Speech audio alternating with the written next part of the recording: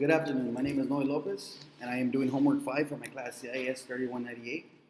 And homework 5 is pretty much pick up a publicly traded company that trades and do an executive summary on them. I chose Coca-Cola because it has a big role to do, or not a big role, but it has a role to do in the economic segment of the valley because they have a distribution center off of 23rd and Expressway 83. Also, and who doesn't like Coke? So I'm going to start with the revenues for it was at the fourth quarter of 2013. In the fourth quarter, the revenues were 46,854,000, and this is in thousands. So this is 46 billion if you crunch the numbers together. They had direct costs, which is fixed costs, of 18 million, and they got taxed on a big chunk of that. So it left them with a net income of 8,584,000, which is in billions. That is their revenues. I'm going to go on and talk about their balance sheet. In their balance sheet, they have they invest a lot of their money in securities. In their marketable securities, they have invested 3,202,000, which translates to 3 billion. And then going on to their total current assets, which is 10% makes up 10% of the assets makes up securities. Okay. And they have an equity method investments, which is more stock, commercial paper, which would be 10,385,000. Going on, continuing the balance sheet. So their total assets which involves all the materials, raw materials, inventory. Their assets for the third quarter for 2013 is 89,430,000, which is down from the second quarter.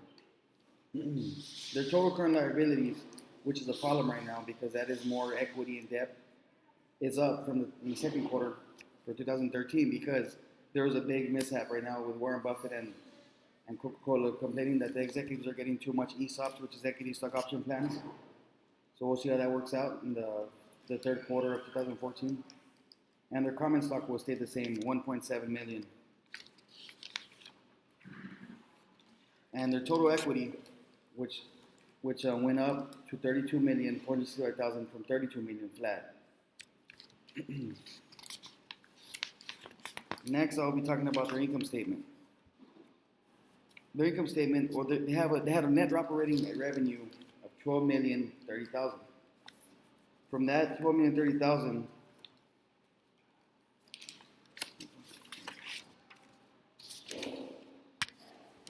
gross profit was 7,237,000. And the bottom line of net income was, all the time, was 1.2 billion. This is going out of their cash flow. Their stock-based compensation expense went up almost double from the second quarter of 2013, from 92,000 to 158,000, which is a problem, as I mentioned earlier, that the executives are getting paid too much in stock options, which is diluting the value per share.